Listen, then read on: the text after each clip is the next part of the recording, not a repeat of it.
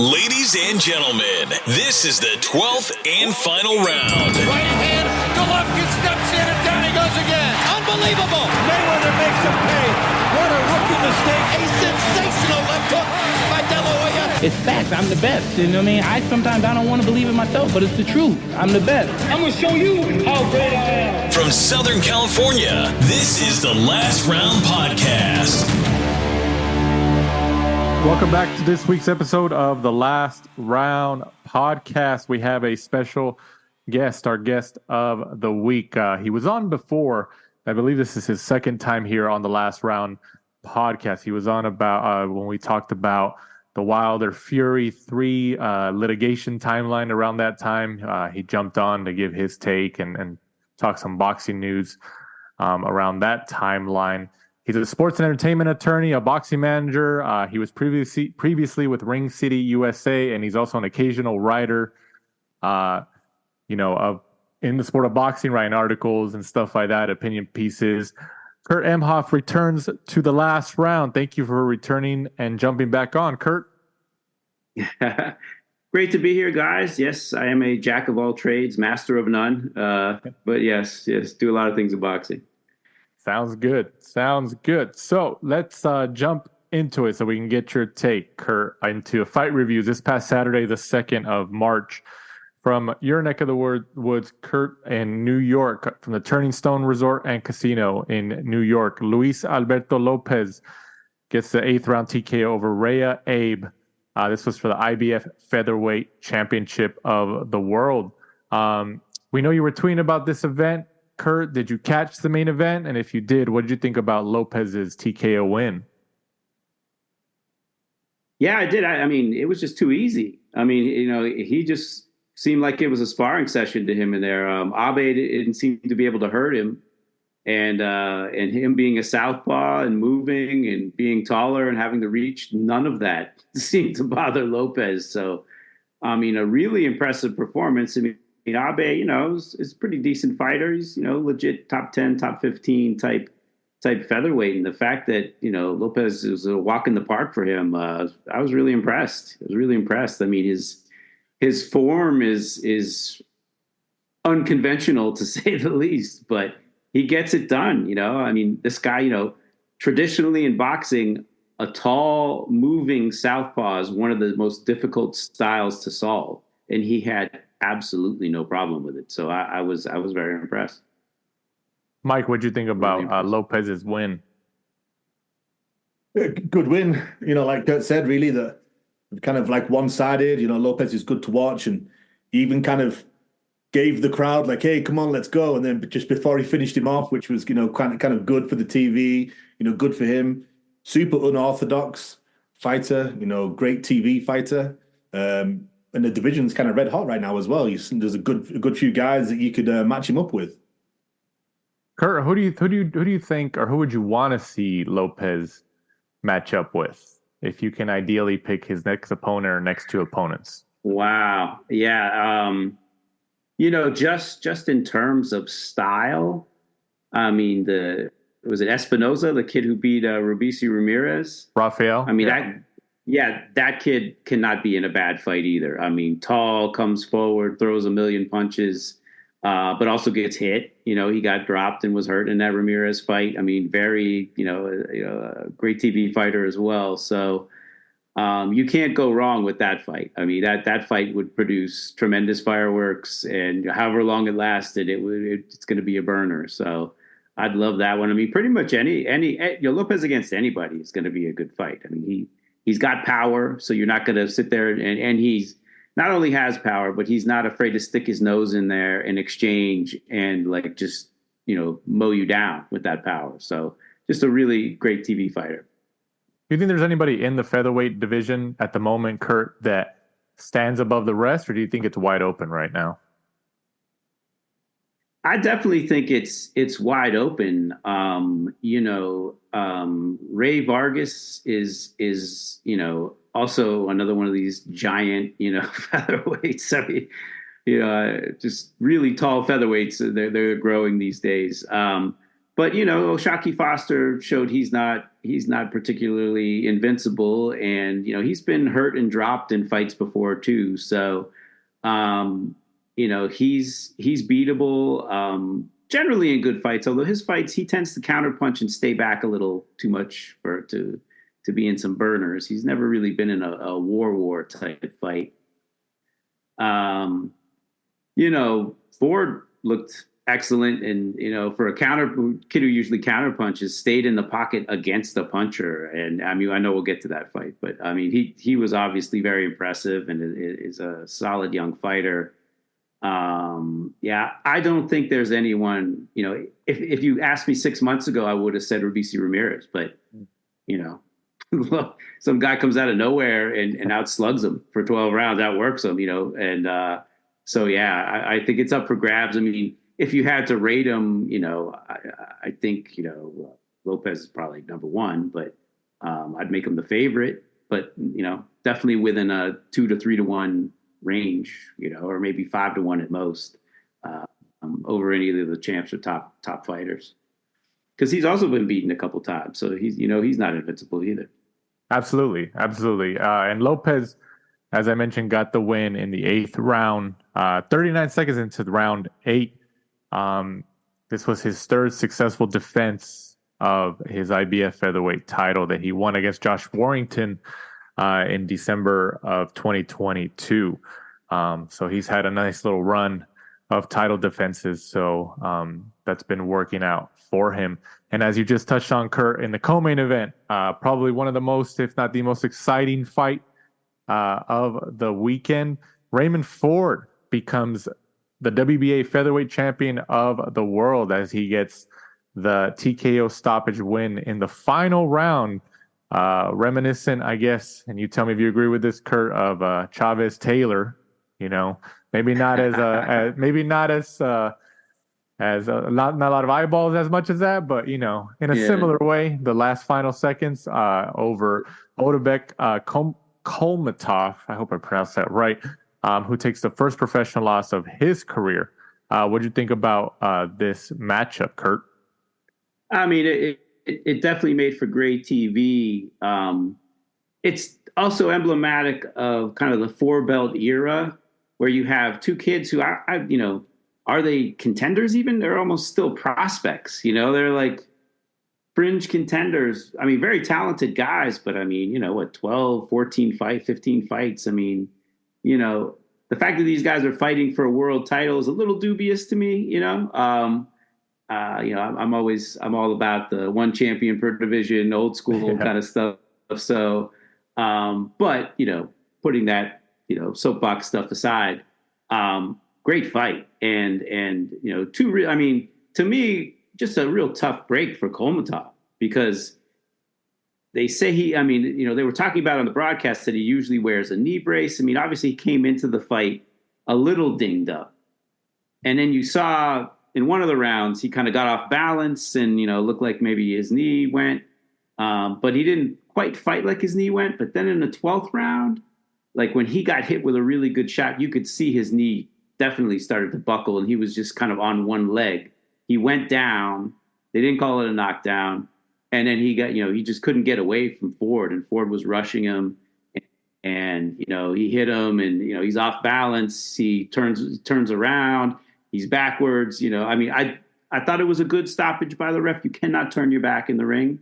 And especially when the guy's on top of you and you still aren't turning around, you're just getting hit. That's a surrender. That's them's the rules. But I thought Kolmatov was winning the fight. I thought he was probably the better man on the night. It's a tough break for him that his knee gave. And credit to Ford, heart, grit, took everything a real hard puncher and a busy hard puncher was throwing at him. Got hurt himself once in the fight, got cut really bad, and gritted it out and still had enough to finish him at the end. Just kudos, great fight. Enjoyed every minute of it. Mike, what do you think about Ford's performance? If you're going to win a world title, that's the way to do it, right? That's storybook or, something you dream about. Down on the cards, 7 seconds left. You managed to stop the guy. So yeah, like Kurt said, is a great performance. I had Komatov winning as well. I thought he just had landed the heavier, better selection of punches at times. I thought Ford could have been a little bit busier, but his style maybe was that tried to get Komatov into deep water, as they say, get him into those last few rounds so he could kind of get him tired, and it worked.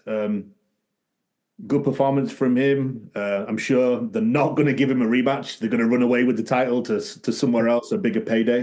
Obviously, Komatov doesn't have that name, even though he probably does maybe deserve a rematch.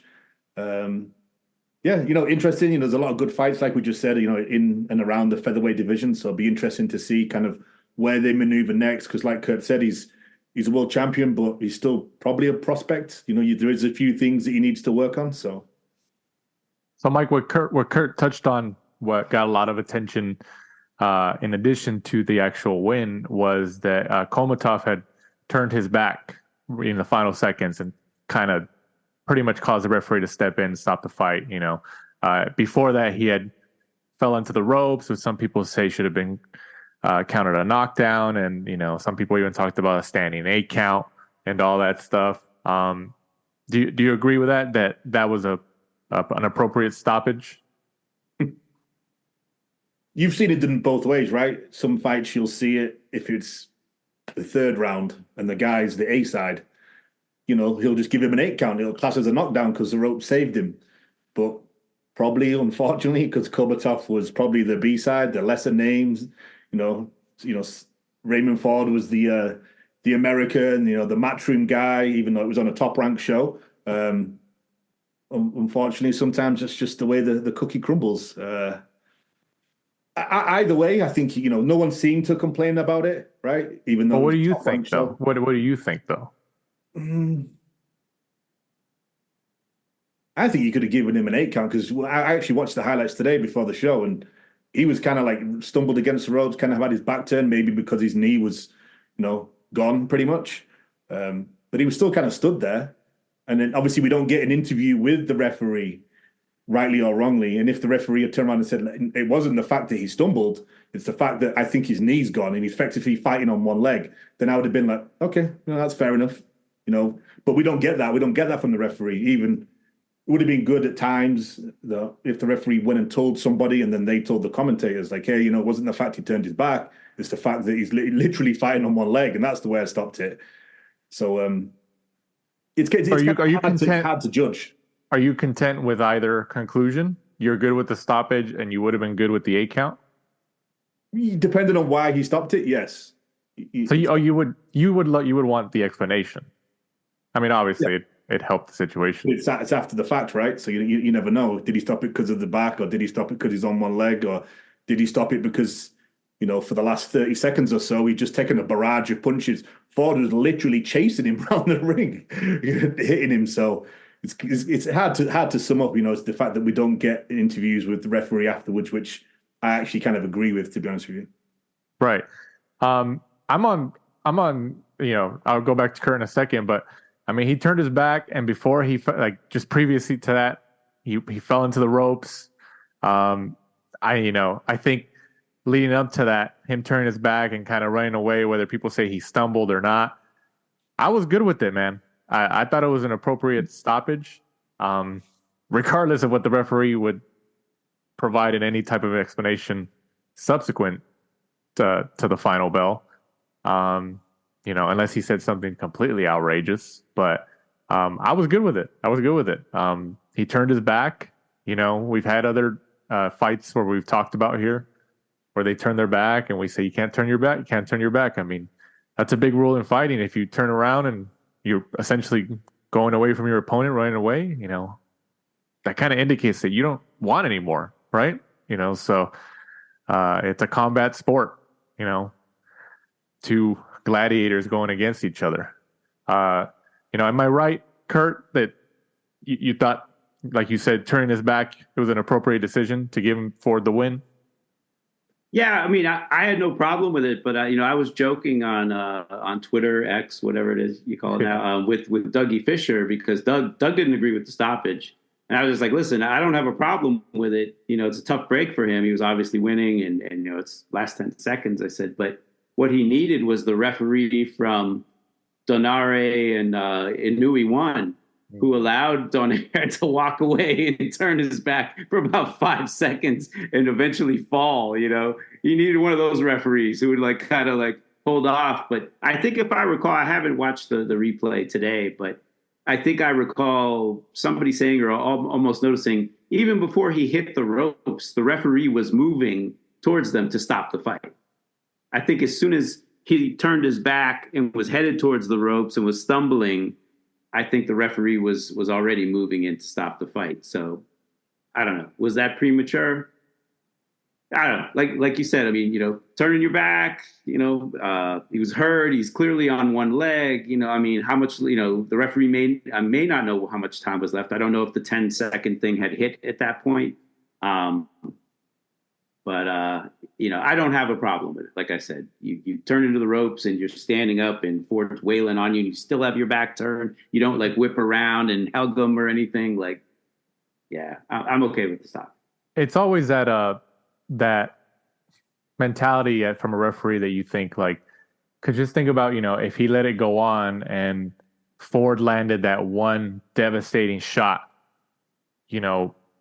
like I said, it's a combat sport. Would that one last devastating shot, would that have been, caused some type of outcome that nobody likes to see? And then the referee gets all the criticism, he should have stopped it 10 seconds before.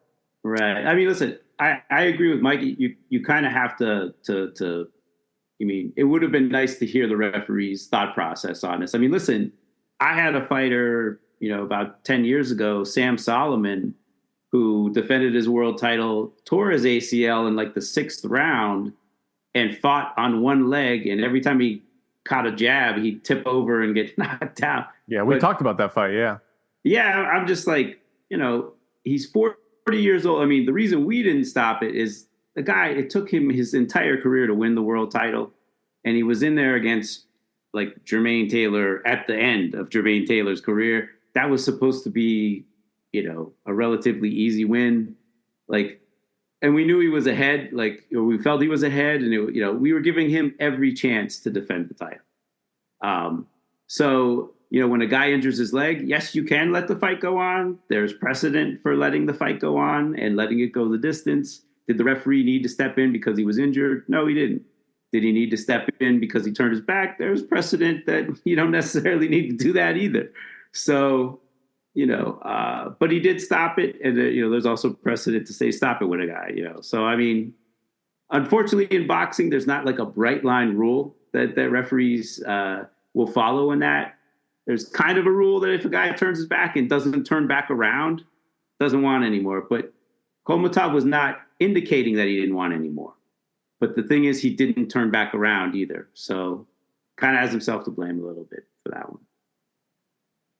Mike, would you what I mentioned earlier about, referees' mentality, if they stop it too late and they stop it after a devastating punch that causes severe injury or another outcome that, nobody wants to see, is it better to stop it? As a referee, kind of have that mentality to stop it a little earlier than you think because there could be that potential of damage. It's a hard job. Yeah, they're in a no-win situation, right? As fans, we want to see the knockouts. It's a gladiatorial sport. That's why we watch it. But at the same time, if you're a fan, a friend, a corner team of somebody, and so fortunately they let the fights go on too long, and a good recent example of that is one of the Maloney brothers on that top rank card. Oh, yeah. Who did he fight? It wasn't Inoue. It was Nakatani. There you go, Nakatani. And yeah. They even kind of told him in the corner they were going to stop it, and then he managed to talk them out of it. And then he went out there and got knocked out. And that was kind of they were too close. Obviously, the coach and the brother were in the corner and stuff like that. And they hey, one more round. That was one round too many, unfortunately. Yeah. Good example. Yeah. Good example to touch on that subject. And then Raymond Ford becomes Matchroom's first USA signing to get to a world title. So what's your reaction to that, Kurt? Eddie Hearn gets his first American world champion. What do you think about that? Well, I guess the first one who he signed from the amateurs and has had all the way, because Bam he signed too, and Bam has won a world title since he signed with Matchroom. But listen, tracking the history of Matchroom USA is a whole podcast unto itself. You know how they signed a lot of Keith Connolly's New York fighters. A lot of them did not pan out very well. Ford is also, he's from New Jersey, kind of East Coast fighter.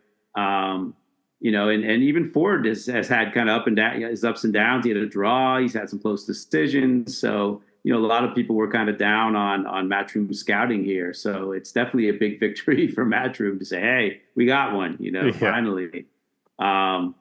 But yeah, listen, they've had their ups and downs, with the pandemic, the zone basically cutting and running from the States, Matchroom USA basically shutting down too, and then gradually coming back.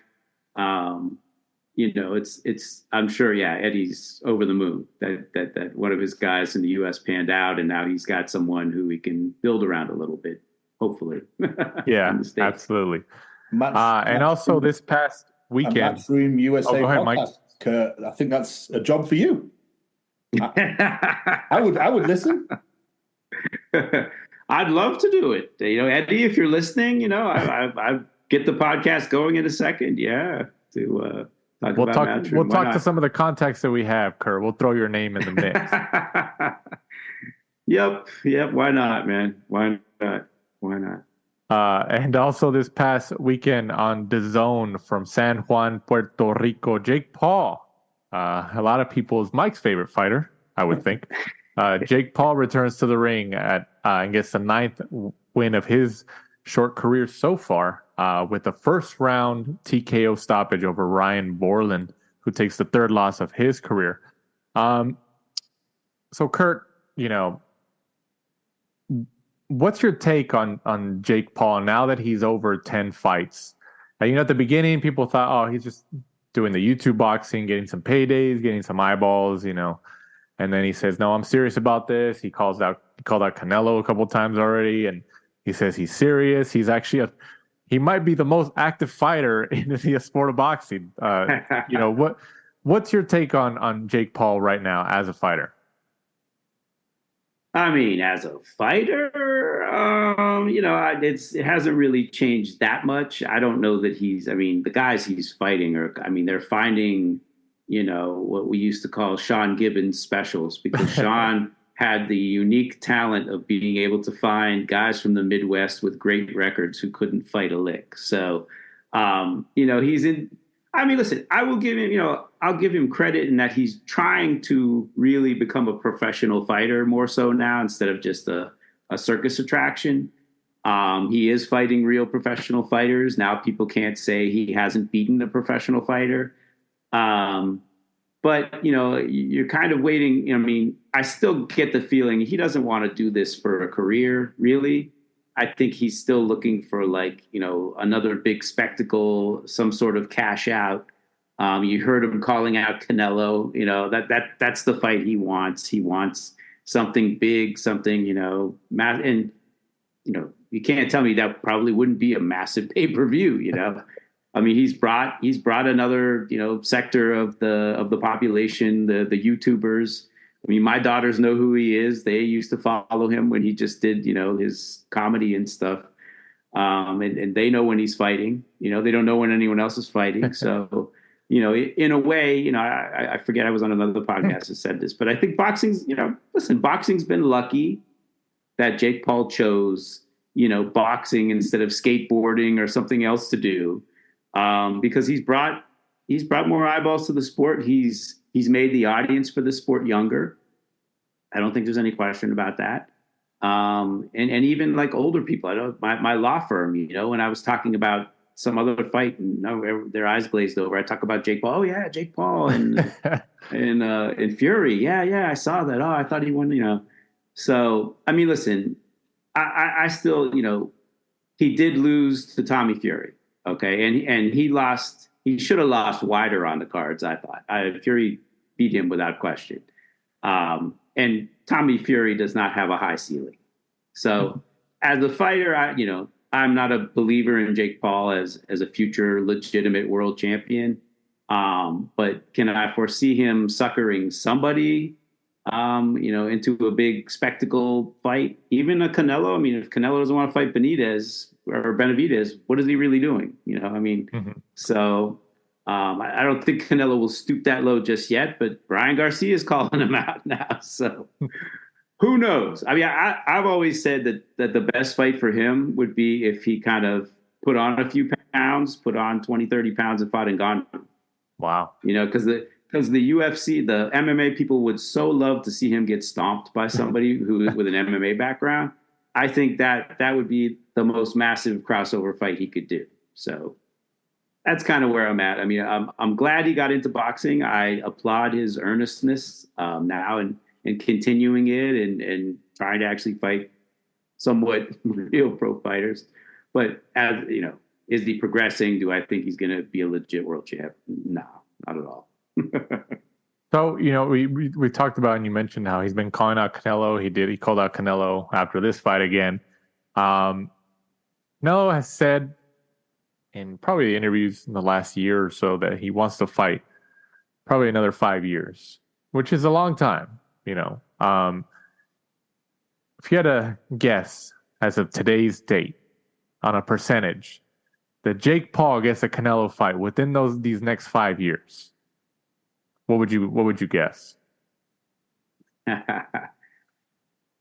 Ooh, I don't know that Jake Paul really wants to continue this charade for much longer. That's my thing. Like, it's hard. It's hard being a professional fighter. Even preparing for the level of guys he's preparing for. You got to spar. You got to watch your weight. You got to take punishment. I think Jake Paul would prefer it within the next year, at the most 2. And honestly, I don't know how much longer DAZN is going to want to put up with the, not so great cards that he's putting out. I don't know what kind of numbers he's doing. Maybe he's doing great numbers still, but I would think within the next couple of years, it's got to happen for Jake Paul. Canelo obviously has other fights on his docket that he would much prefer than Jake Paul. So Jake Paul is on Canelo's time. So I don't know that it's really a realistic fight. I mean, maybe if Canelo lost a couple of fights, he'd think about it. I don't know, but I don't know. I don't think Canelo gives Jake Paul too much thought, to be honest. Right. Yeah, that's true. But we did see Mayweather McGregor. So you never know. And then Jake Paul, Ryan Borland was supposed to be the co-main event of this event in Puerto Rico. The scheduled main event was actually between Amanda Serrano and Nina. Is it Menk? I think I'm mispronouncing that name. I'm German, and I still don't know how to pronounce it. So this fight, Serrano was supposed to headline, and the fight was announced as being canceled just minutes before it was, it was supposed to happen, I guess. Which was strange, and people are still debating on what was happening, maybe the timeline and all that. We were told, and Serrano also said, and others, that Serrano suffered an eye injury on Friday, and was deemed medically unfit to compete by the Puerto Rican Boxing Commission. That was according to MVP, Most Valuable Promotions, Jake Paul's promotion. This would have been Serrano's homecoming, her first time fighting in her home island since becoming undisputed featherweight champion. And then also MVP, Jake Paul, they announced that the crowd would get a 100% refund. And then, the fighters would be paid in full and all that, which is very, very admirable. But Kurt, how do you make sense of this? What was the point of announcing it minutes before? Like, what's going on?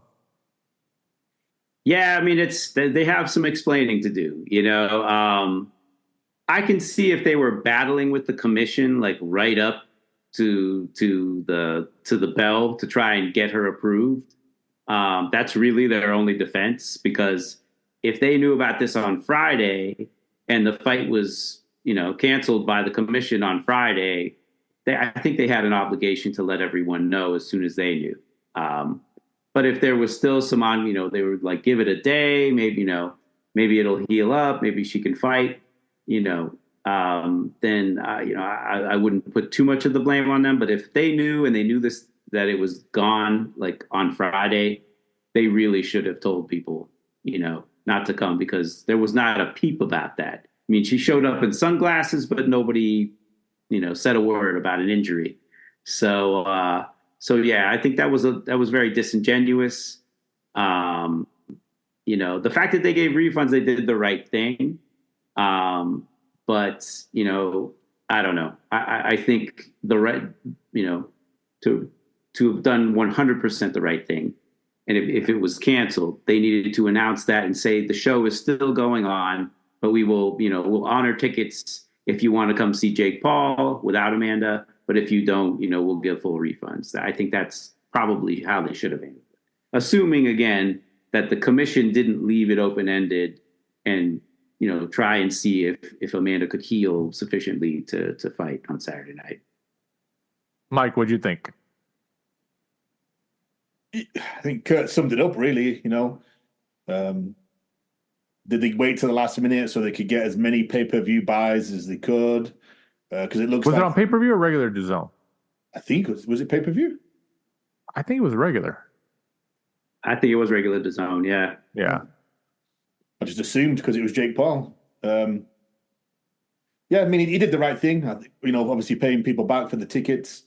But yeah, I think obviously being a little bit more clear, beforehand would have been better. But I don't know. I mean, it was last minute. I don't even think that many people really watched it. It wasn't advertised that well, this one, compared to some of the others, because the opponent was a no-name. So he's probably paying back, 50 tickets? Maybe. Kurt, do you think that if Jake Paul's fight was the one that was canceled, let's switch the names, do you think the event would have been fully canceled before Saturday? I mean, I think that's a good question, but if Jake Paul is Amanda Serrano's promoter and it's her homecoming, I would certainly hope he wouldn't cancel it if he couldn't fight.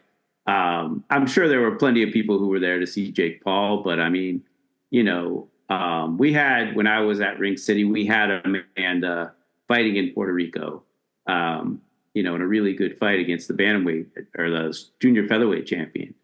And we it was COVID time, so we couldn't, have a paid audience, but we put it in like, a part of town where, Old San Juan, where everyone was like gathered. They had a massive crowd there for like on the sidewalk. I mean, Amanda's very popular in Puerto Rico. She really is. And for good reason. She's a great fighter. So I don't think Jake would have pulled the plug on it if he couldn't fight. I'd be surprised if they did, because, I hope he has that much reverence for Amanda and realizes how much it meant to her and Puerto Rico. But I mean, hopefully they'll reschedule Amanda in Puerto Rico, because I think that's definitely an event that should happen. Right. Yeah. She was visibly emotional, in the ring, and when she was talking about it after they announced her fight was canceled. So, I'm assuming that it's a safe bet that they'll return to Puerto Rico and have her headline maybe before the end of the year. Moving on to fight previews this upcoming Saturday, the 8th of March, from the Kingdom Arena in Riyadh, Saudi Arabia. Saudi Arabia just keeps coming, never stops. On DAZN pay-per-view, Anthony Joshua, 27-3, goes up against Francis Ngannou, who has the only fight on his ledger against Tyson Fury, which was a loss, but he did get a knockdown against Tyson Fury in that fight. Ngannou's obviously, I guess he made the right decision leaving the UFC, which he got a lot of criticism for, because he's about to get another payday against arguably the two most profitable moneymakers in the heavyweight division, at least between Fury and AJ. So I would love to know what Dana White is thinking, especially that'd be an interesting conversation to have. But Kurt, what do you think about this matchup and Ngannou's journey into the sport of boxing here? I mean, for Ngannou, I mean, the only way it could have gone better is if he got the decision against Fury. I mean, I don't think in his wildest dreams he could have thought that he would get the Fury fight and Joshua right afterwards. I mean, he's making much bank. I mean, there's no question he made the right decision at this point. I mean, this fight, to be honest, I was a little disappointed when I was like, I don't want Joshua fighting Ngannou, man. That wasn't on my bingo card. I mean, it really isn't a bad fight considering what happened against Fury. But I'm just like, I'm looking forward to Joshua getting the winner of Usyk and Fury, and Ngannou's just this interloper who's coming in, to try and get as much bank as he can, and is he going to stay in the sport? Who knows? I mean, he's already. They say his next fight's going to be in MMA. I'd rather really not see this fight. But this is what happens when you have an entity like the Saudis. They've got the money, so they pull the strings, right? Like the fights they want to see are going to get made. And they like these big spectacle fights, and crossover MMA and boxing. So here we are with this one. I mean, it's because of what happened against Fury. It's an interesting matchup. It really is. We'll see what Joshua learned from that fight and what his game plan is. But I mean, Fury just. Obviously completely underestimated Ngannou and looked really flat in there. But how much of that was Ngannou and how much of that was Fury, either not being in shape or just not being prepared for an Ngannou who could actually box a little bit. So I don't think Joshua is going to come in there with any illusions that, this is a 2-minute fight. I think he knows that this could very well be a difficult fight. So it's intriguing. I got to admit, much as I hate to admit it, a guy with one professional fight. I mean, a guy with no professional fights, who's in his late 30s and had been inactive for like 2 years, nearly knocked off Tyson Fury, who Max Kellerman's out there telling us is one of the all-time great heavyweights. I mean, I don't know. Either Fury's really overrated. This era of heavyweights is just a bunch of big doofy guys with bad technique who get away with it because they're big and hit hard. I don't know, but Ngannou is here, and it's an intriguing fight because of what he did against Fury. So I don't know. I mean, I'm interested in seeing it, and I think Joshua should win this fight. I think he should definitely win this fight, but we'll see. Mike, what do you think about the matchup? I mean, it's interesting. I think, everyone going into the first fight, Ngannou and Fury, thought that this was going to be, super one-sided because of how tall and tricky and, how good Tyson Fury is. And then Ngannou kind of shocked the world, really, but was it due to the fact that Tyson just thought, I'm going to murder this guy? Had a 2-week training camp, came in looking soft, and thought, I've been boxing for 10, 15, 20 years, and then Ngannou's just walked in off the street.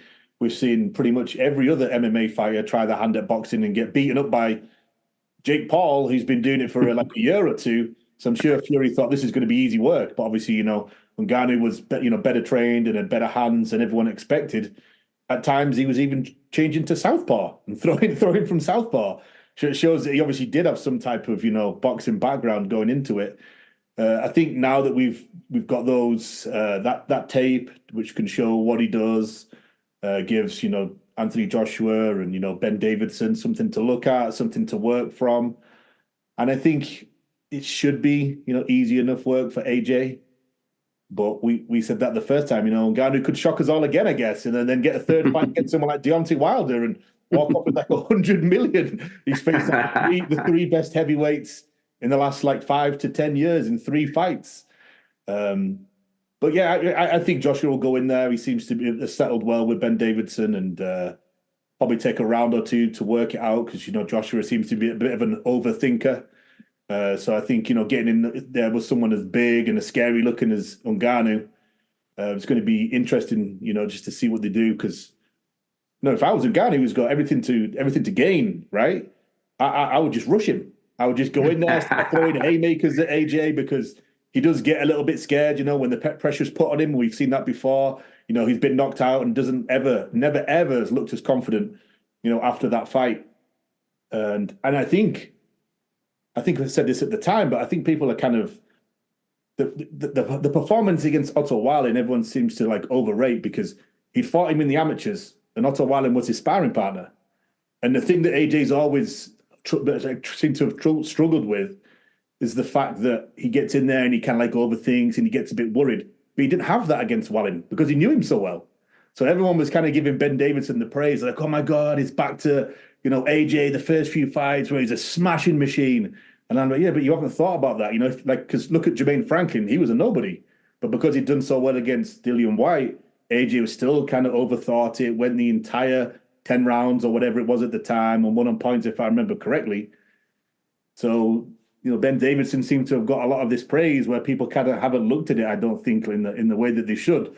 But that aside, I still think AJ should beat Ngannou. And, what happens then, I could see Ngannou getting the Wilder fight. They're like, you lost to Fury, you lost to AJ, Wilder's just lost to Parker.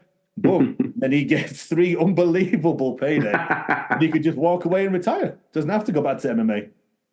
Exactly. Yeah, exactly. So let me put you guys on the spot for this fight. You guys had to guess where this goes, how this ends. How does it end, Kurt? AJ knockout, AJ decision, Ngannou knockout, Ngannou decision, draw? It's funny. I had the same thought as Mike. I'm just like, listen, if Ngannou, knowing how tentative AJ can be and how he's not a great like counterpuncher when someone's rushing him, like dude needs to come out like Hagler against Hearns and just try and put some hurt on him, make him exchange with him. But I don't think Ngannou's going to do that, or I'd be surprised. Who knows? I don't know what Ngannou's going to do. I didn't know. I mean, I think Fury was taken aback by his ability to box off the back foot. You wouldn't have thought that Ngannou. You think Ngannou's just this, especially when you saw those highlights of him hitting the pads. I'm like, oh my God, he just looked so horrible. He really looked horrible. And then he got in the fight and showed he could box. I think Mike is spot on, and that's a really great point about Ben Davidson and AJ and how mentally he approaches these fights. I mean, he looked great, but exactly, he knew Otto Wallin. He knew what he had in front of him. He knew Otto couldn't hurt him, and he definitely went out. He countered. He was not tentative, which we hadn't seen in a long time with him. He wasn't second guessing himself. I mean, against Helenius, he was horrible. And it was Helenius. Like, I mentioned it as I'm watching the fight. I'm like, I don't know what AJ's game plan is, because he's not countering and he's not leading, and all he's reaching out. He's short on everything. Like I'm like, Helenius is not that hard to hit. Like, jab him to the ropes and let your hands go so he can't lean back, and avoid the shots. And when he actually did that, the fight was over. So, I think Mike made a great point, and I see this going the distance. I mean, because Fury couldn't put a dent in Ngannou. Not that Fury's the biggest puncher in the world, but he did hit Ngannou flush plenty of times, and Ngannou, did not appear. It didn't even seem bruised at all. And yeah, there's MMA fighters and there's boxers, and MMA fighters have done horrible against boxers. But, no matter what sport you're in, it's the athlete that counts. And Ngannou is just a beast, and he's special. We'll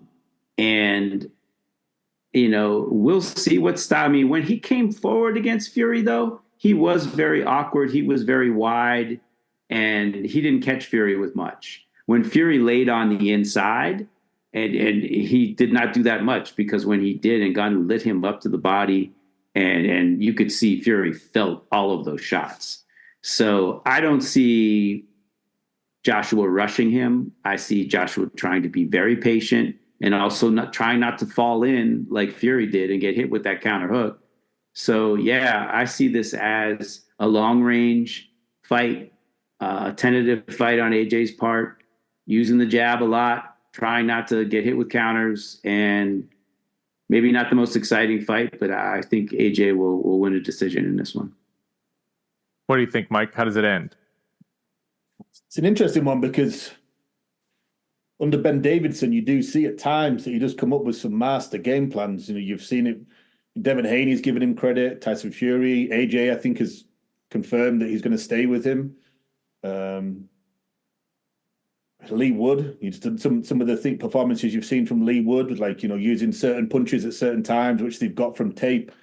And they've only got, obviously, the one fight against Fury, but like you said, there were holes. Like, he did wing his punches a bit, obviously, from his MMA style. So you could see maybe, they could come up with a game plan where AJ manages to catch him with something, but because of, is it harsh to say, his mental frailties, we could see like an Andy Ruiz type performance, kind of like Kurt said, where he just kind of boxes from the back foot because he's got everything to lose. Right. He's the former 2-time undisputed champion, and he's, facing someone that's in his second fight and he's 0-1. So maybe he thinks to himself, this is going to be embarrassing if I get caught here. So he may just go like the boring Andy Ruiz rematch where he just kind of won it on the outside, just boxing and moving.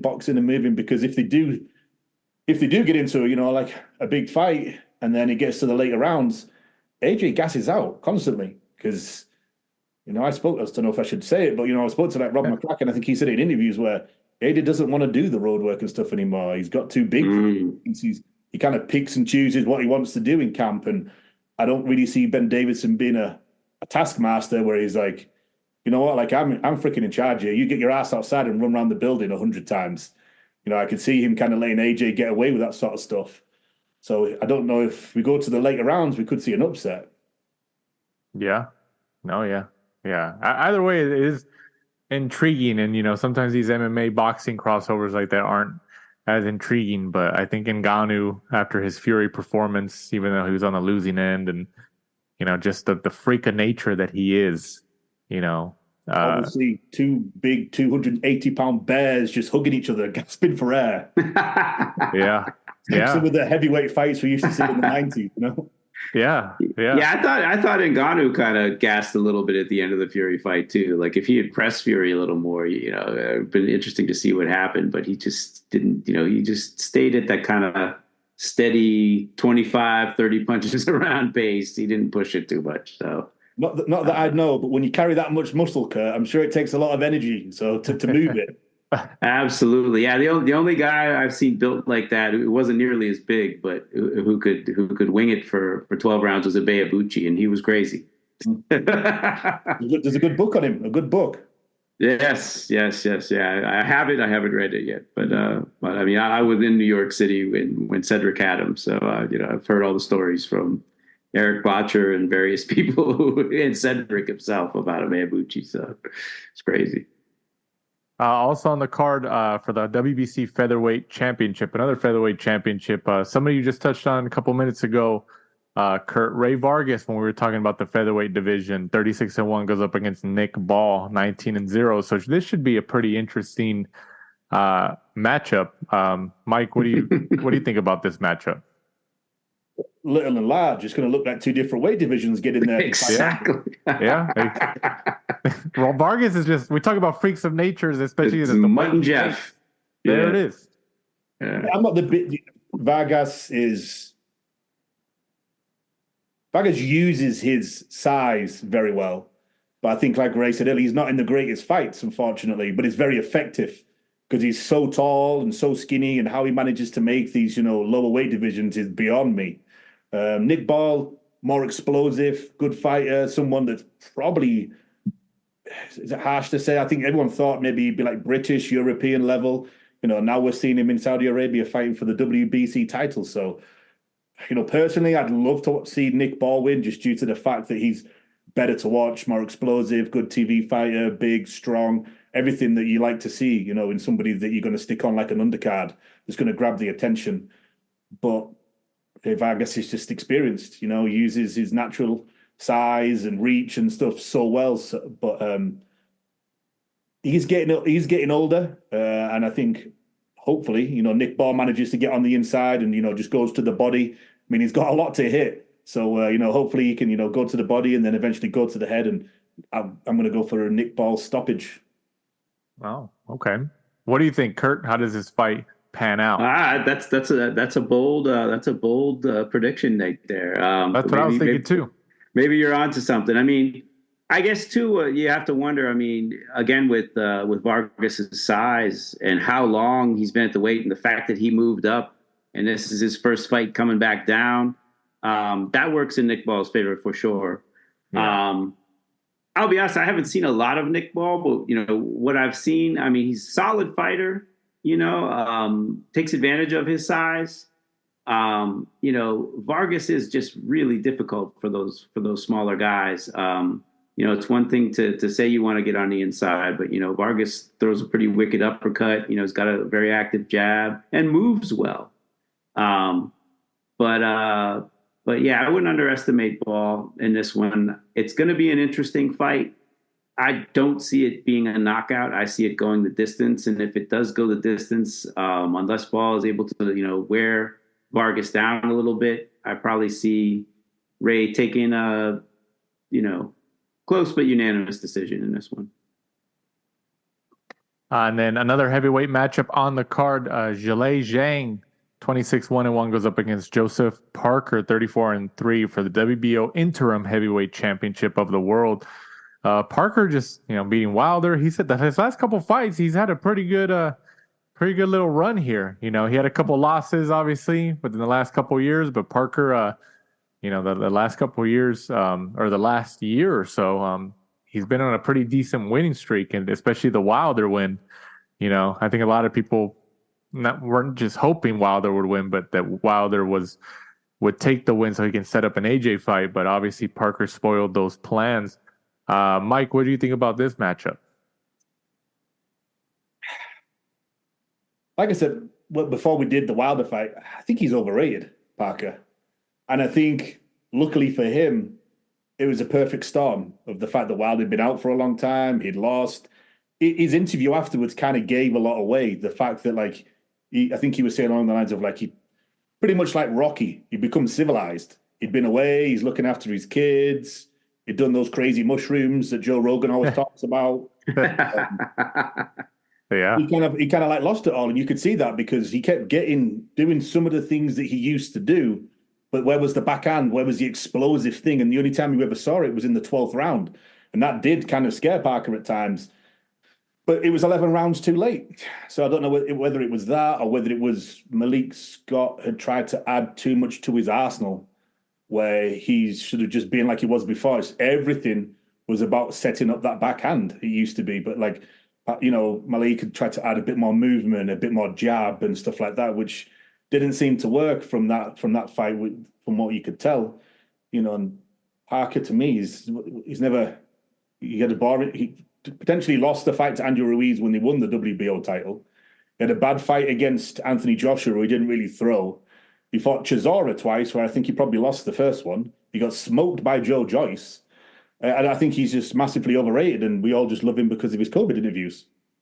He was singing songs and doing comedy factor things and stuff like that. And yeah, I think he's just perfect for him at the time, the perfect storm against Wilder. And he kind of got massively overrated for that. And I think Zhilei Zhang knocks him out. What do you think, Kurt?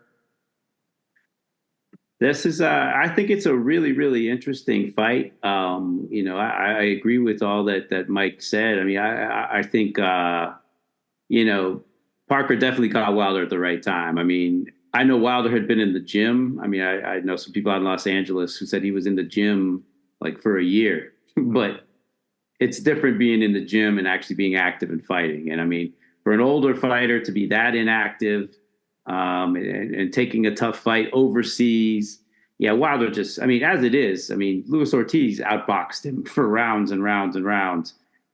Put some inactivity, some more age, a couple knockouts from Fury in there. I mean, it was a good setup for Parker for sure. But it's like, okay, there's Parker. You're iffy about Parker. But like Zhang, like, Joe Joyce was like tailor-made for Zhang. Like Zhang is a big guy, banger, who likes you to stand right in front of him and take those big gongs he's throwing. And that's exactly what Joyce did. Didn't duck a thing. Everything Zhang threw landed, and you're not going to be able to take that stuff from Zhang. I mean, he was impressive, certainly against Hrgovic, but like, how good is Hrgovic too? I mean, again, I hate to say this, but going back to it, like, how good are these heavyweights? They're big and they hit hard, but like, stamina, combination punching, fundamentals, slipping, doing, they're not all that great at that type of stuff. So, listen, Zhang has a great amateur pedigree.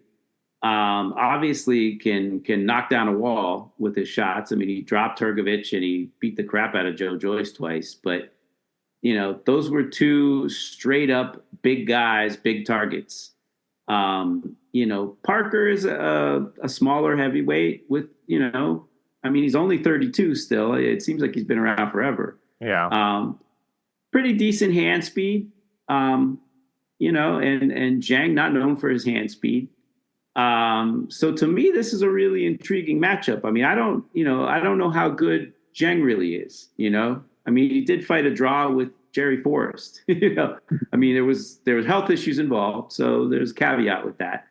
But Parker's been active and fighting, and Zhang finally has gotten his chance after just a glacial pace to his career. So it's a really interesting fight for me. I don't know how. I haven't seen Zhang in there with a smaller guy with good hand speed and technique, who isn't just going to get like bowled over by his size and his power. And he has stamina issues too. So to me, this one's almost a toss-up fight, really, to me. I mean, Parker's only been stopped once, and that was by Joyce, who wore him down with volume. Zhang's not going to do that. So it's a really interesting fight. I mean, a good friend of mine is a co-manager of Zhang. Full disclosure. So I'll probably be rooting a little bit for Zhang. I also like Mills Lane's sons who co-manage him. But to me, this is more of a toss. I mean, Mike may be right. Maybe Parker, it's a big facade. His comeback and the win over Wilder was just great timing. But like, I'm still not completely convinced on Zhang. He's had 2 wins over the same guy who, was just tailor-made for him. So I'm very interested to see how he does against Parker. Question, how is Parker going to attack Zhang? What is he going to do? Is he going to move? Is he going to take angles? Is he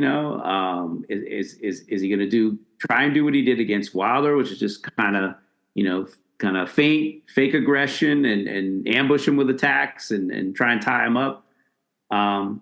We'll see what happens, but I'm honestly, to me, this is a toss-up fight. I really don't know who's going to win it. Yeah, definitely going to be interesting to keep an eye on this weekend in Saudi Arabia. News and notes section of this week's episode of The Last Round.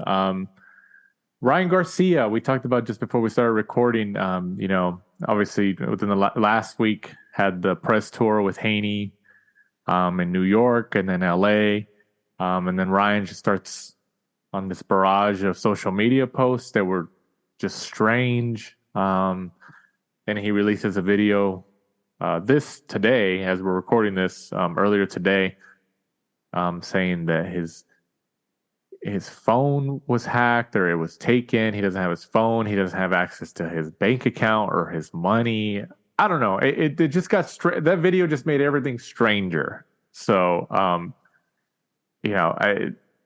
Kurt, you said that, you had some people, some above average people in entertainment in entertainment world reach out to you and ask about Ryan Garcia. So he's obviously, whether it's bad PR or good PR, he's obviously reaching outside of the hardcore fan base.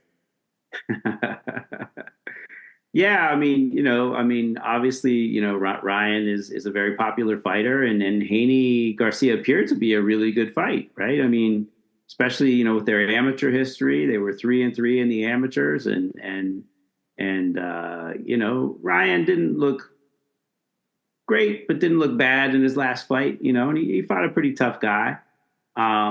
People very understandably made Haney a favorite in this fight. But it's, this is a fight that fight fans wanted to see for sure. Like, you have all these good young guys around 30, or relatively young guys. They're all kind of coming into their prime now, but around 35 and 40, you want to see them fight each other. You want to see Teofimo and Haney and, Shakur and Ryan all get it on. You want to see these guys fight each other. So, yeah, it's just I don't know how to explain it. I know he's had mental health problems in the past, and it's just, the behavior is really bizarre and erratic, and Haney's claiming he smelled alcohol on his breath.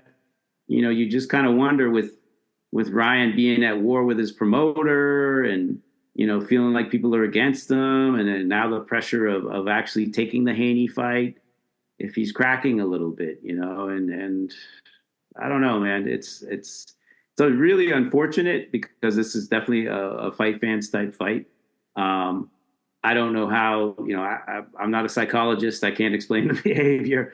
But obviously if people are taking his phone away close to him, they're very concerned. So, I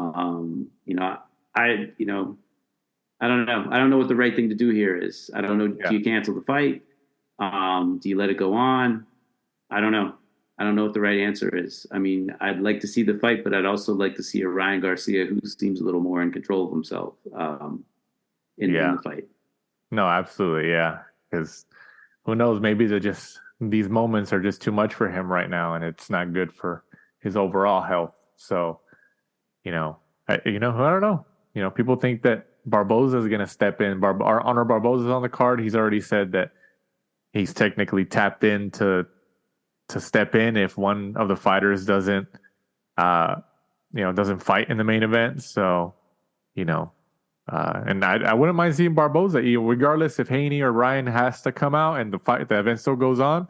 I think Barboza is a solid choice. I think he's got over 30 wins undefeated, and I think he's overdue for a big matchup. And he just left Top Rank. He's the Golden Boy now, so I think that's a pretty good substitute, at least for fight fans. So, yeah. And then for Ryan Garcia, hopefully if it figures itself out for himself and, his people get a hold of him and he figures it out. Yeah. Cause that's something strange is going on over there, and hopefully he figures it out. And then also some crazier news. It's been a crazy week. Heavyweight contender Jarrett Anderson was charged with third degree felony fleeing a police officer at his arraignment this past Saturday morning, after officers said he led them on a 6+ mile chase with speeds exceeding 130 miles an hour. The police said that he fled and evaded officers in an orange Dodge Challenger last Thursday, just after 1 a.m. Eastern time. A chase that included 3 attempted traffic stops and ended with the boxer crashing into a median. He was released this past Saturday morning, after he posted $10,000 bond on the condition he does not drive unless traveling to and from court dates. What was your reaction to this, Kurt? Especially, we know you're a sports and entertainment attorney, you're not criminal law and all that, but from a legal mind like yourselves, what do you think? Oof. Listen, as someone who managed fighters for over 30 years, I've definitely gotten the call, Kurt, this is a collect call from, jail, Kurt, I'm down in lockdown, man, come get me out.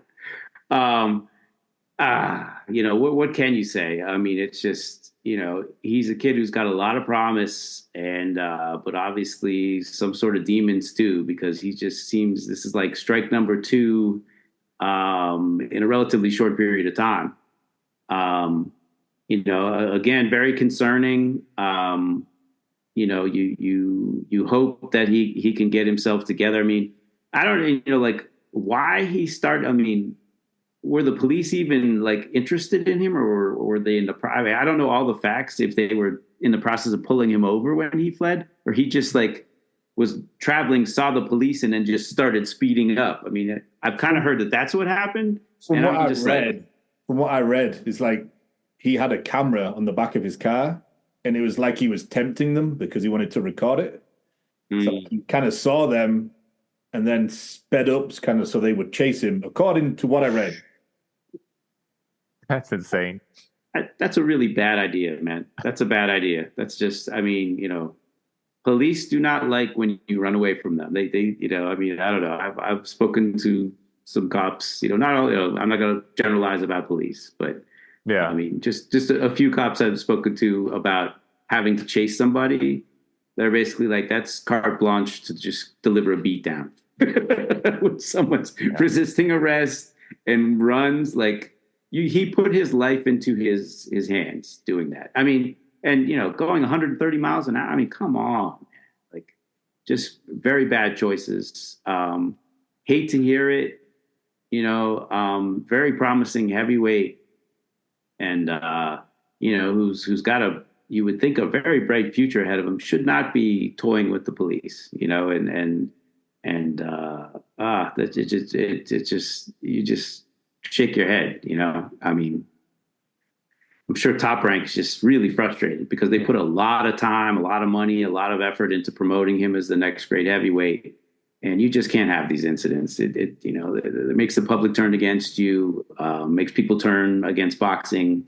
It's not good. It's not good. Hopefully he will have figured out this is not the kind of conduct that's going to help him. I don't know. Not much more to say about that. It's just crazy. You can leave out names, but what is the craziest boxing story that you know? We may not have heard.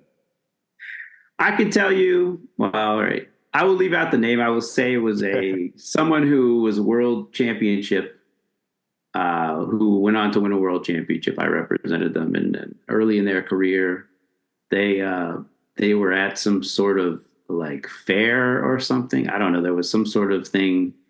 And they got into an argument with a guy and punched him out. It turned out to be an undercover cop. Oh, man. So getting that fighter out of that mess was definitely pulling a rabbit out of a hat.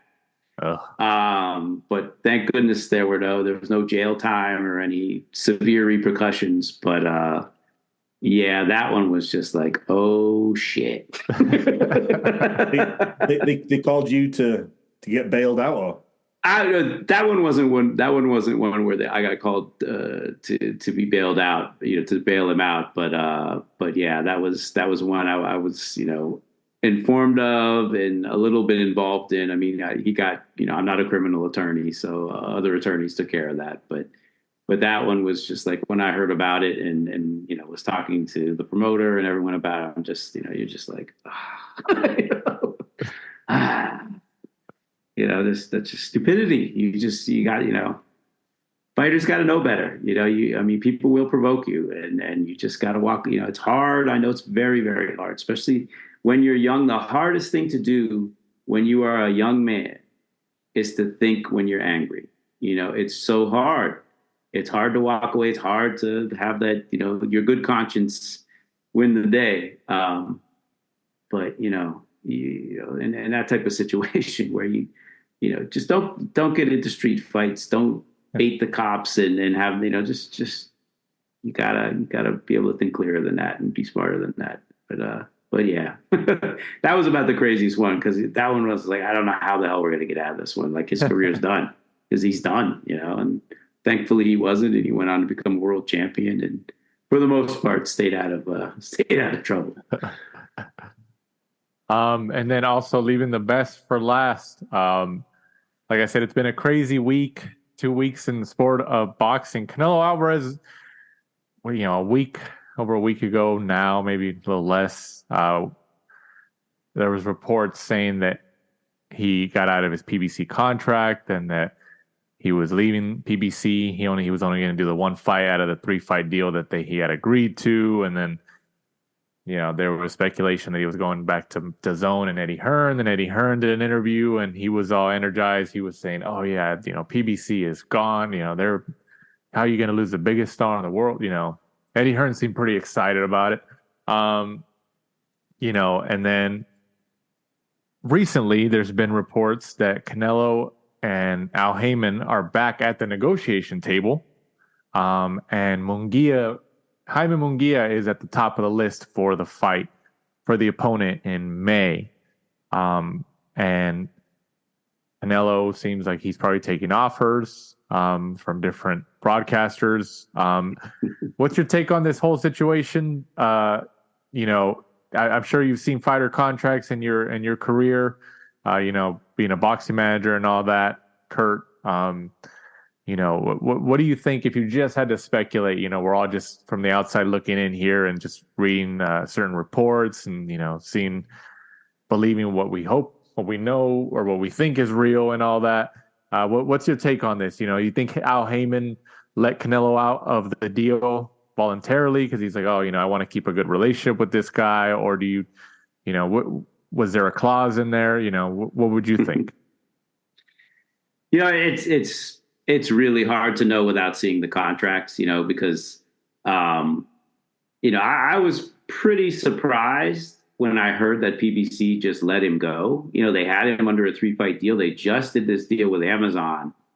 And I would have to think that Amazon, a big part of their pitch to Amazon was that they had, the biggest attraction in the sport, Canelo Alvarez. And it's interesting when you talk about Eddie Hearn because, I don't know if Michael Benson is accurate in his quotes when he's aggregating material, but supposedly Hearn was quoted today as saying, doesn't Canelo have a 3-fight deal with PBC? So I don't, was he given a written release? Was he given an oral release? Was there really a release? It seemed like there was press releases saying that there was, but I don't know if he's still obligated to that or if PBC, voluntarily let him go. I don't know if there was any paperwork exchange. Don't know any of that. But it does seem like there were, other people came to the table and apparently couldn't get a deal done with Canelo. And, it's just become comic when any Canelo fight is proposed because, it's a soap opera, for years now. The Golovkin fights, I remember Golden Boy with that deadline and the deadline passed and they still didn't have a deal. And then Oscar had to reach into his pocket and give Golovkin a little more money. Well, that was on Golovkin.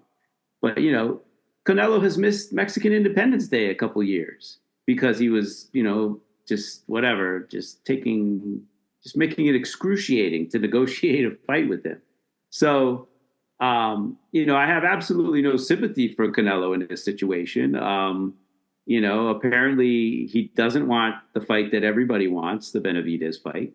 And, supposedly PBC didn't even, have that in their deal. He was supposed to fight the Charlos, but, because the Charlos have run so foul, those fights are commercially unappealing now. So they're kind of in a rock and a hard place. I don't mind the Munguia fight. I don't really care which broadcaster does it. It seemed to make more sense on DAZN because that's where Golden Boy is. And if Canelo had been released, but, you're hearing rumors that, Eddie blew the negotiation. He offended it, Reynoso and this and that. I don't know, man. Canelo has just become the biggest prima donna. It is so hard to get a deal done with him. This is what people hate about the sport. They hate these fights take so long. They hate all the back and forth. Just get the damn fight done. And Cinco de Mayo is 2 months away. Are we really going to see this fight on May 4th? I hope so. If Al can get it done, I think at this point, if Munguia is the guy, then Al's probably like, if you're going to do Munguia, may as well come back into the contract. We had a problem with Charlo because we just didn't think that fight would sell, and we were putting pressure on you, for the next fight because, if we're going to lose money on this one, we want to make it back on this one. But Munguia is a money-making fight. The two, popular Mexican fighters, both of whom bring it. That's not a hard sell. PBC wouldn't expect to lose money on that. So, not surprised that they're back at the table if Munguia is the guy. But yeah, this whole drama, man, it's just annoying. It's just really annoying. It turns people off of the sport, and it doesn't help Canelo. I mean, he really needs to I get he wants the very, very best deal and this and that, but shouldn't take this long. And it's just, I don't know, man. I'm a little fed up with it. So, we talked about Eddie Hearn, how you mentioned that, Eddie Hearn did like a 180, and then in his most recent interview, you talked about Michael Benson aggregating content. Like I did see that interview. I believe Mike did it as well. Eddie Hearn did say like, oh, doesn't he have like a 3-fight deal with PBC? Because he was interviewed, I believe, by Fight Hype in the back of the New York Top Rank show this past weekend. He was back there with Raymond Ford. I do wonder, when last week or when it was widely reported that Canelo and PBC had split, they couldn't come to an agreement, and then it was reported that the deal was gone and Canelo was a free agent, so he was going to negotiate. Then there was indications he was going to go back work with Eddie Hearn, probably with DAZN. I do wonder. My take is I think that Al Heyman and PBC, that did happen, and then for some reason or another they moved some stuff around and they approached Canelo again, and they're like, hey, just give us another chance, and Canelo's listening to the offer, because I do think that they did split, because if you kind of read between the lines a little bit here, when that news was reported that they split, the PBC social media accounts posted a video of David Benavidez, like the monster. It was just like a highlight reel and said, the monster is coming. And it was just about David Benavidez. And I was like, oh, okay, this is pretty interesting timing. Like, what are you trying to say? There's different narratives out there right now saying, oh, he wanted out of the deal because he doesn't want to fight Benavidez. And then the promotional company, or whatever you want to call them, PBC, when that news is reported and Canelo's getting all these criticisms from each different fan bases, the company that he just had an agreement with, who was run by the guy he was dealing with, Al Heyman, interestingly puts a video out of the guy that people want to see him fight. It's like, oh, okay, are you kind of toying with him? Like, are you? is that your way to show that you guys were upset that he got out of your deal? Like, oh, the monster's coming. So I thought that was interesting if you kind of read between the lines there. But then, then we hear the last 48 hours or maybe a little longer than that they're back at the negotiation table, that Canelo's talking to Al Heyman. Did Amazon maybe step in and say, hey, what happened? I thought he was going to be a part of our deal. Did they step in and tell Al Heyman, you better figure it out and try to get this guy back? Like, I mean, what, we're speculating, but kind of trying to read in between the lines here. It's a crazy situation, and I don't think anybody really knows, at least as of right now when we're recording this on Monday night here. I don't think anybody really knows as of right now where Canelo is going to end up on Cinco de Mayo. I think it's open. I think it's open. It's open right now to any broadcaster, and I think he's listening to all of them. I mean, what do you think, Mike? Let's go to you. Yeah, initially I thought he was going to end up back at Matchroom. He seems to have a good relationship with Eddie. PBC seemed to be in no man's land, I guess, in terms of what's happening. We're now in March. They've officially announced one card. I don't think the Gervonta Davis card is officially announced. I don't think we've seen a poster for it, even though we believe he's fighting. So yeah, if I was him, I would probably go over to Matchroom. PBC don't really have much for him in terms of fighters that's on their roster, because we know how they like to keep their fights in-house. If anything, they've got the Charlo fight that nobody wants to see, the Benavidez fight that it seems like Canelo doesn't want, or depends on who you listen to. But then over at Matchroom, he's got maybe Berlanga, and then probably Munguia, and then after that, Canelo may as well retire unless someone comes out of the middle of nowhere, because you've got Bivol, right, but he's already fought him. Bivol pretty much convincingly beat him. Crawford, is he going to do Crawford fight? I don't know. That's the thing we're looking for. Like you said earlier, I think he said he wants to fight for another 5 years, but unless he's going to start again and just start fighting people for a second time, there isn't many people that are really doing Canelo numbers. Really, you need not only Canelo, but you need an attraction on the other side. I think, from what people said, obviously we don't get to see the official pay-per-view numbers, but I don't think the Bivol fight sold out in terms of seats on the night. And then also I don't think the pay-per-view did very well, even though us boxing geeks knew how good of a match how good of a fight that was, because obviously he was daring to be great. He's fighting someone, substantially taller, naturally heavier. Yeah, so it is interesting. But if I was him, I would probably go sign with Eddie, because they seem to get along very well. The Berlanga fight would probably sell on the East Coast in the New York area. Well, Kurt can tell us. Kurt can tell us, how popular is Berlanga?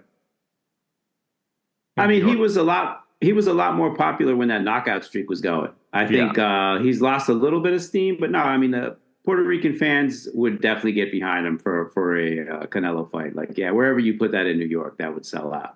I mean, when was the last time Canelo fought East Coast? Obviously, he's done Texas. Rocky Fielding, I think, at the Garden. Fielding. Yeah, that's right. It wasn't too long ago then. Yeah. You know what? What's a real wild card in here, and I think you guys hit on it, is Amazon, right? I mean, when you look at Amazon on paper and the subscribers they have worldwide, I mean, it dwarfs pretty much every streaming service. I think even including Netflix, they have more subscribers than anyone in the world on that site. Yeah, because they count like all their Prime people, people with Prime membership. They have access. Yeah. So it's like, hey, all these people have access. So like, does everybody watch it? Are they there for boxing? Hell no, right? I mean, it's intriguing in its scope. Like there's the broad palette, the blank slate is vast, right? But it doesn't seem like Amazon has really. I mean, we'll see with the Zoo Thurman fight just how much they promote it, and how much they get behind it. I hear varying things about the PBC deal. I don't know the specifics of it. You've got people saying all kinds of things. They're not getting any money. Whatever buyout money they got from Showtime, they're using that to fund this year and just kind of doing a prove it deal with Amazon. So, I've heard that, you hear they are getting money. I don't know. I don't know the specifics of the deal. I don't want to speculate, but I think it's really intriguing because I think when Canelo fought Plant on Showtime, I think they did really good. They did better numbers than I think he's done on DAZN. So, so for me, like as a business decision for Canelo, unfortunately, he can't wait all the way for Zoo Thurman to see how that does before he pulls the trigger on this. But it's definitely, PBC did right by him with the Plant fight. It did very, very well, gate-wise and pay-per-view-wise. So they have a proven track record. Amazon doesn't, but Amazon is this monolith, like you could see,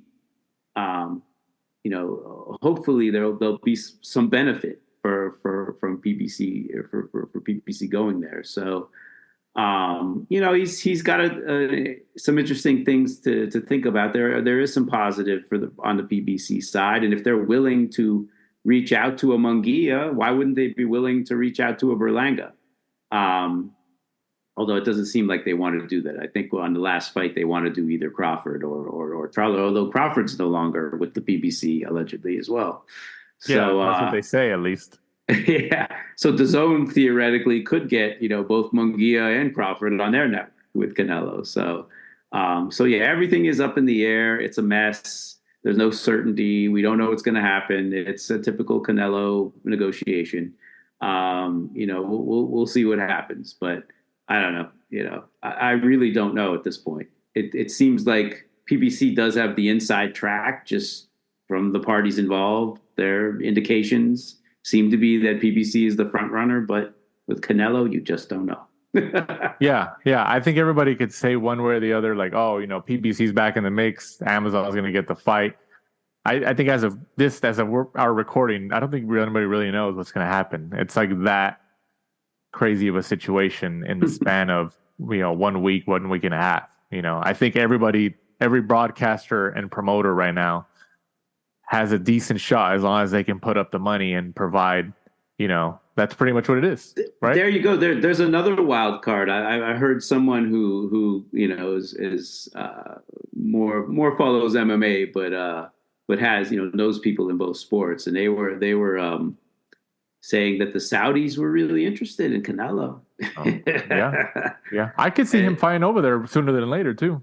If Canelo's a free agent, I'm sure the Saudis would love to have him and put on a big fight. The problem is the time zone difference. Canelo is more, if anything, a West Coast kind of fighter. Obviously Mexico is his home base, but the time zone thing, it would be really tough to have that on for the Saudis in prime time for the U.S. But maybe with Canelo, they make an exception. I really don't know if they're a player at all, but this person says they've heard that the Saudis are really interested in Canelo if he's available. So who knows? Yeah. I think everybody's got a shot right now. Right. Absolutely. No, this weekend's card, the Friday card for Francis Ngannou and Joshua's 7 a.m. Oh, wow. Oh, really? 7 a.m. on West Coast, 10 o'clock for you, Kurt. Right. Yeah, it's obscenely early. Yeah. But hey, wake up, you have some breakfast and watch some boxing, There you go. Does it get any better than that, right? Why not? Yeah.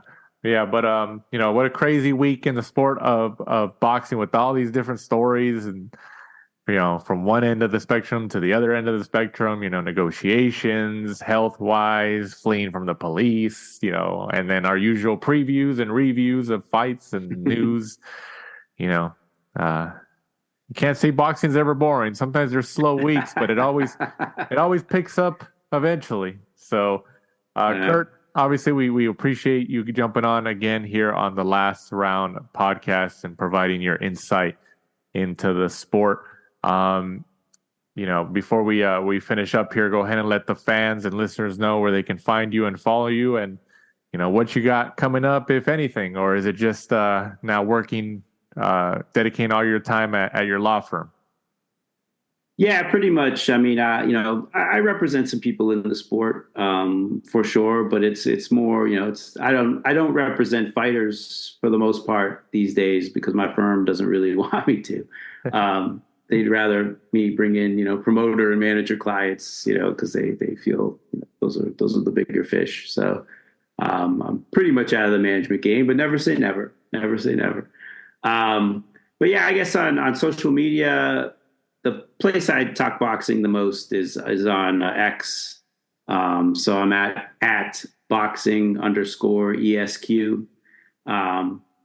Facebook, I that's mostly for my family, pictures of my daughters, and Instagram is just a mishmash of stuff. So it's mostly on X that I'm doing that. And hopefully, I've toyed with the idea of getting the podcast back going, and maybe I will, maybe I won't. But if I do, it'll be relatively soon, within the next month or so. So let us know. Maybe look out for it. Yeah, let us Absolutely. know. Yeah, I got to return the favor and have you guys on. Yeah. We'll let us know, and then we'll retweet you and post you and get you a little boost so other people, our listener fan base, can and followers can see your stuff as well. Hopefully they can start listening to you as well. So Appreciate that'd be great. Mike, before we go sign up, go ahead and let them know where they can find us and follow us. At the Last Round 12 on Instagram and Twitter, or X, as Kurt rightly named it. I always still call it Twitter. Same. Join us next week. It'll be William Zepeda, Maxie Hughes. Oh yeah, that is next week, huh? Oh, hopefully that's that sounds like a fun fight. So hopefully, is that where's that at? California? The Cosmopolitan, Las Vegas. Oh, Las Vegas, huh? Hey, Oscar De La Hoya, as soon as he moves to Vegas, he's like, oh, I'm having a lot more Vegas fights right down the street. So it makes sense. It makes sense. So for our guest of the week, go ahead. Did you have something, Kurt? I was just going to say, I love me some William Zepeda, man. I love William Zepeda. That's probably, if you ask me who my favorite fighter is, I love Zepeda. We put him on Ring City. I think that was his kind of U.S. That's right. Television debut. I think he was the very first fight on our broadcast. I think he might have even been like a slight dog in that fight, maybe not. But oh God, I love that guy. I mean, my all-time favorite fighter is Frank the Animal Fletcher from Philly, who didn't have the most skill, but all he did was come out and wing punches. and Zepeda is the same way. I think there was one stat, I think, from the last fight. I think he threw 100. He was like 76 for 140 or something in one of those rounds. And I'm just like, God bless William Zepeda, man. I love him. I absolutely love him. So anyway, I didn't mean to interrupt the. No, it's okay. Yeah, he's definitely well, we talked about TV fighters throughout the episode today, so he's definitely a TV fighter, right? Yeah, I love him. Absolutely love him. Can't wait. An old favorite. But once again, go ahead, Mike. The Drunken Master, Emmanuel Augustus. I'd love to see a book or a documentary on that guy. Oh yeah, for sure. Yeah, he. It's funny when back in the day when Floyd Mayweather was still active, I remember asking him, was there like a low key fighter that maybe people don't know about who gave him, a much tougher time? And he was just like, hands down, Emmanuel Augustus. He's like, that was a much tougher fight than I ever expected. And you go back and watch it. That's probably the most entertaining Floyd Mayweather fight ever, because he was not training with his dad anymore. He was training with his Uncle Roger. And his Uncle Roger had a much more offensive style than his dad. He was trying to get Floyd to be more offensive and more exciting. And that was on the old Lou DiBella's KO Nation. Wow. I remember that. Too young to remember that. But the hip hop and boxing thing that they tried on HBO, which was probably well ahead of its time, but it didn't quite float. But yeah, they were hoping Floyd could like kind of carry the flag for it. And that fight is a classic. I mean, I encourage your fans to look it up on YouTube, because you want to see Floyd in a grinder of a fight, in a toe-to-toe fight. You want to see Floyd bleed. That's the fight, Augustus had his nose bleeding. I mean, Floyd was pretty much dominating it, but it was as exciting a fight as you'll see with that Floyd had. Yeah, it had its moments, definitely. So for once again, our guest of the week in sports and entertainment, attorney, and maybe a boxing manager once again. Maybe might jump into it once again in the future. Kurt Emhoff. For my co-host Michael Shepard, I'm Danny Z.